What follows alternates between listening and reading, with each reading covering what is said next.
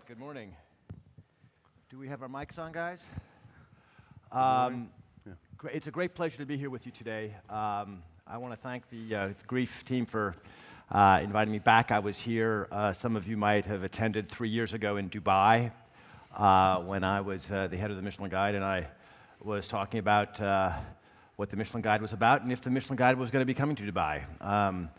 The Michelin Guide has not yet come to Dubai, but I have come to Dubai. So now I am currently in Dubai as the Chief Culinary Officer of the Jumeirah Hotel and Resort Group since mid-September. It's a great pleasure to be here with you. We're going to talk today about the restaurant scene within a hotel environment.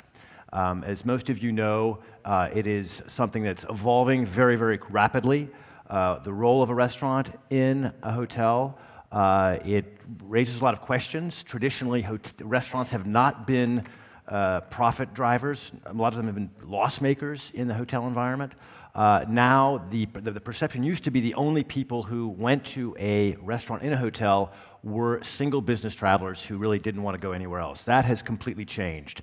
Now, hotels are looking at restaurants to be magnets, to be real drivers of value, not only in terms of revenue, but also in terms of prestige and having a halo effect on the property itself. So we have with us today, I think, three of the most astute operators in that environment. And I think I'd like to start the question with you, Christopher. Christopher, you are the executive chef, head chef for the Vermeer restaurant, which has 1 Michelin star. Right here, you're a hometown boy by transplant here. So tell me, how have you seen your restaurant's role evolve within your hotel? Yeah, we're a business which the hotel group that we work for, NH, has developed in the last 5 or 6 years. Really invested heavily now in the food and beverage side of restaurants. Vermeer refurbished 3 years ago, and we've seen a massive influx of guests. Very, very busy. The restaurant is developing continually, and we have a very, very good working relationship with NH. That's, I run a business within a business, and my restaurant is I am financially correct. I run the restaurant as it was my own business, and it's become a great success. And as you're saying, I think that's in Amsterdam at this moment. The better restaurants, Michelin star restaurants, are in hotels. That's very true. That's a recent phenomenon. Let's ask you, please, Maarten. Maarten, now you are managing director of the NH Group. It is a large hotel chain. I think when you look in the hotel world, at least from my point of view, we have to struggle with the fact that we have 3 unique guest groups. We have our in-house guests. We can't ignore those. Certainly in a resort environment, it's very important. We also have other visitors in cities that are coming in, staying in other hotels that we'd like perhaps to bring into our restaurant. And then we have the locals. So those 3 distinct guest segments are not necessarily easy to have them to cohabitate together. How do you at NH, how do you look at that, and how do you decide how you want to gear your restaurants? Yeah. Well, in a way, it's a bit gut feeling, but it's also the location of the hotel. That's quite important. Indeed, if it's in a city center, and also the location itself allows, or the population around that, allows for a Michelin star restaurant. We think the Michelin star restaurant for our NH Collection hotels do have an additional benefit. And as Chris clearly says, you know, in a way, we want them to be profitable as well. But I think all, as we are here, if we understand that a Michelin star restaurant is sometimes quite difficult to be profitable. However, we say in the hotel industry, at least that's the opinion of the NH Hotel Group, that there's an added benefit, not only for this restaurant itself, for its own P&L, which I admire you how you're doing it, both. But for us, also a kind of branding. A brand is a promise, and in a way, if you have a Michelin star restaurant in your hotel, it's a kind of promise to the public. Hey, here's something going on, something high quality going on. So maybe this restaurant P&L SEC will not be too profitable, maybe, but on the other hand, maybe our ADRs in the hotels will increase. So that. Interesting. So it can be a lever to get your average daily room rate up. That's fantastic. Okay. Jacob, Jan, We've crossed paths many times. We've been on stage many times for different events. It's great to see you here. 3 Michelin stars now for the last 6 years. 6 years. Yeah. A great achievement. You're also now doing some work here with NH, and I think you have transformed the white here in this Hotel Krasnapolsky. Tell us, how do you go about when you come into a hotel environment and look? What are you looking for? What inspires you? What gets your juices flowing when you look at the restaurant? And what do you think needs to be done to put your signature on a restaurant here in this hotel? I think, first of all, it's quite interesting because I have my restaurant on a local place, you know, it's small. Amsterdam it's a metropole town, and people coming for 2-3 days to this place. And I say 5 years before I get the 3rd star, I say, maybe in the future when I get 3 stars, it's quite important to have a second restaurant in Amsterdam. And after 3 years, 3 stars, there was a possibility to work in the NH, and not only to work here, but to put a concept in a hotel. And it's an amazing special thing because hotels making business with rooms. That's the core business. Yeah. And if they had a good restaurant inside, like a star restaurant, that means that they have a double guides. You know, you have food guides, you have hotel guides, you have the booking.com, of course, TripAdvisor, but it is a lot. But the exposure is unbelievable. Yeah. Also for me, because it works both sizes. Yeah, very interesting. And it makes me, I have time enough to do something else, you know, like that. Yeah. But it's great to do. Great, that's fantastic. I think one of the things that I find in our hotel environment, I'd like to share this with my colleagues on stage and find out what their point of view is. When you have a signature restaurant in a hotel, when you have a restaurant that is striving for excellence, trying to produce memorable meals, you are only one small part, or at least a significant part of the F&B offering, but you're not the only part. You have an all-day dining space. You have room service. You probably have banquets. I know we're looking at, within the Jumeirah group, something we call the amazing basics. We want to make sure that whether you're having a club sandwich in the all-day dining or a spaghetti bolognese in room service, that should be really the best spaghetti bolognese you've ever had, or the best club sandwich, or the best salad niçoise you've ever had. So we want to get the basics right as well. Do you find, let me ask actually, I'm going to turn this over to you, Maarten, because you have that overall view. When you have a chef like Christopher, who's producing Michelin star food in the Barbizon Hotel, do you feel pressure? Do you think it's important to elevate the rest of the F&B offering to Chris's level, or at least come close, or is it something that's just completely separate? It's a bit what I said before, like a brand is a promise. So yes, indeed, if you have a Michelin star restaurant in your hotel, it's not only that particular area in the hotel that serves Michelin star rated food, but also the whole perception of the whole hotel, and also the other areas like room service, like banqueting, etc., will get a boost, or at least the guests do expect more upmarket quality. So do you focus on that? Is that something you actually share with the F&B team? Yes, we do. And in fact, you were the example. We have several M&E banqueting packages in this hotel, but there's also one top package. Then you get the food served via the White Room, so via the one-star Michelin restaurant, via Arturo Dalhuizen. So we do those things to leverage that up. Great, interesting. I have to say one thing. It sounds like easy that you get a star in a hotel, but it doesn't work. You know, I confirm that. It's more of a challenge. Yeah. Good. We have in Vermeer as well is that we have in the hotel we have 2 teams. So we have a team which works for Vermeer. Yeah. Just the White Room is exactly the same thing. So we have 2 separate teams. I run and control Vermeer, and we have a chef that controls and runs the hotel. But I consult with the hotel to control the quality within the hotel, and plus with other locations within our hotel group. So I am a benefit. I come in every day. The Michelin star is what I work for.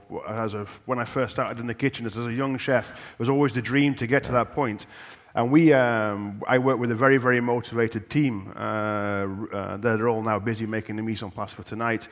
And this team is busy, and we're cooking for Amsterdam and the public of Amsterdam, not too much for the hotel guests. We don't do many hotel guests in the restaurants, but that restaurant and our expertise of the team in the restaurants helps to control and bring up the quality within the rest of the hotel as well. There's a positive attitude that sits within the restaurants, which brings a boost not only to the F&B, but also to the reception, to the housekeeping, how you work together with the team within the hotel, makes the whole product better. Okay, this goes back to what Maarten was saying about that. That's very interesting. So if I understand you correctly, the majority of your guests are not from the hotel, they're not staying in the property? 95%, so maybe 95%, not from the hotel, no. Yeah. That is something that in the past was unthinkable.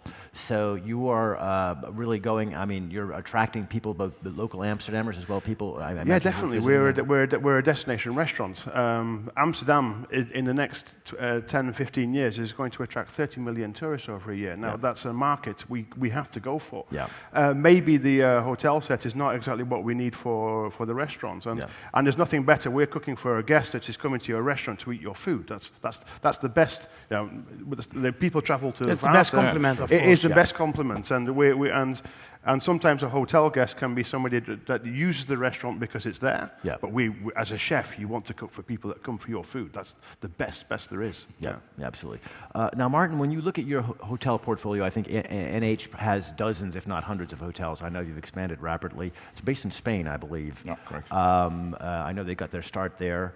Of very value for money beginnings, and now have become arguably one of the largest and most powerful hotel operators in Europe, certainly. Now, when you were taking an approach to your F&B, do you look at the different properties and say, here at the Barbizon I want this, here at Krasnapolsky I want that, or is it really property by property, or do you have a kind of more of a holistic global approach? Both.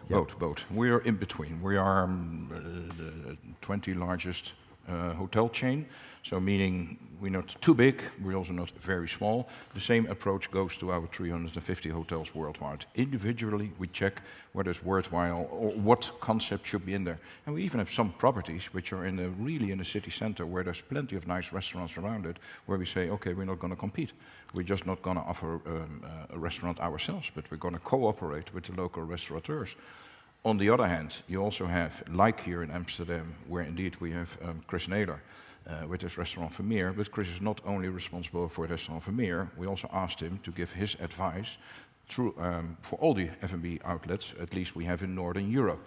So also in Germany, in London, in Amsterdam. In London we're opening up now London in the summertime. So Chris is working on that menu with a local chef also to boost, to contaminate, if you want, the Michelin quality we have here, also in our other restaurants. Okay, interesting. Jan Jacob, when you're doing a restaurant like the White here, you are cooking at 6 years now at the 3 Michelin star level, which puts you among a very elite group of a little over 100 chefs around the world. So that's an incredible achievement. Do you have? I mean, obviously, you have maybe how many 30 covers at Den Liesten at your 3-star restaurant? Almost 28, okay, max 28. 30 so a day. You're really doing, I mean, almost artisanal, handmade, hand-chiseled food. How do you able to, what skill sets do you use from what you're using there to get those 3 stars? How do you transfer that know-how, and how do you use that to inspire what you're doing at the White, which is, I walked by, I didn't have a chance to, I got in too late to eat there last night, but I noticed there's things like, you're looking at the products, you're looking at acidity, you're looking at the flavors. How does that transmission happen? I mean, is it just inspiration, or is it just all sweat? Of course, inspiration, of course, your heart and your flavor in your mouth. But first of all, when chefs are speaking about food, there is directly connection all over the world because we speak about quality. A chef can never lie about his quality. When he uses not the right quality, it's not possible to getting stars. Of course, the preparation is one of the things, and the style of the chef. If you go to Asia, it's completely different than Europe or South America. It's very important. For me, to have the White Room here, it's a fantastic balance between chefs and hotels, because it's for me not possible to buy private this hotel. If I can do this, tomorrow I do this, because the hotel has an amazing place, not only an amazing place, but also the world people, more than 30 million people, about 20 years, I think now, there's double tourism to Holland. That means that there is an amazing future for the future instead of maybe 5 until 10 years. And I don't know, with my restaurant in Vaassen, in the green heart of Holland, if they come to that place in about 10 years, because it's more metropole. This is quite interesting to making a concept restaurant, to put one of my young boys, because after a long time, 5, 6 years, they fly out. They want to being also Michelin star chefs like me. And they teach them and bring them the right exposure to do it by yourself. And the most important thing for success in a hotel is that you are not only chef like the stars, but you have to listen to what you want here, and it's a team together, you know, Chris. The hotel brings a certain safety zone as well. You have expertise within the hotel. We have marketing departments. We have maintenance. The oven breaks. Someone comes and fixes it. If it's your own restaurant, you start to sweat. Yeah. There is a certain cap overview from a hotel. Where we have financial restrictions, it's sometimes very, very difficult. We're not getting the right ideas in the hotels. We feel that as well. But at the end of the day, there's something safe about it, and you have the right places to go and ask the people for help. And I'm sure that the same is for the white room, is that you put a chef in that, and you know he's got protection. He's not by himself. He's not alone. And there's a massive team of people, a massive company which is full of support and really is pushing you to do your best. And we get help when we need help. And people also can tell you, sorry guys, but you're not doing it in the right way as well. So there's a give and take, which is, for me, I find a very, very pleasurable way to work. Great. Great. We have only about 2.5 minutes left. I want to ask one final question. We can take more time, I think. Yeah.